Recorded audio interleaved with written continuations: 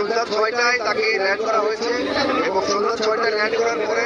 তাকে অ্যাম্বুলেন্সে করে হৃদরোগ ইনস্টিটিউটে নিয়ে আসা হয়েছে। এখানে তাকে হিমাগারে রাখা হয়েছে এবং তার জানাজার নামাজ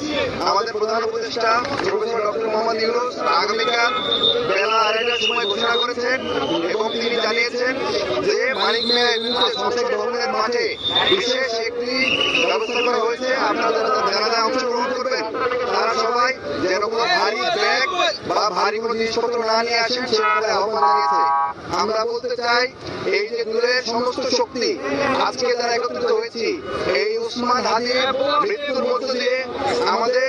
বাংলাদেশ বিনির্মাণে আমরা নতুন করে শপথ নিতে চাই এবং আমরা বলতে চাই যে একটি বাংলাদেশপন্থী নতুন একটি রাজনৈতিক বন্দোবস্তের দিকে আমরা যেতে চাই এবং বলতে চাই যারা বিভিন্ন পক্ষ সেবলাইজ করে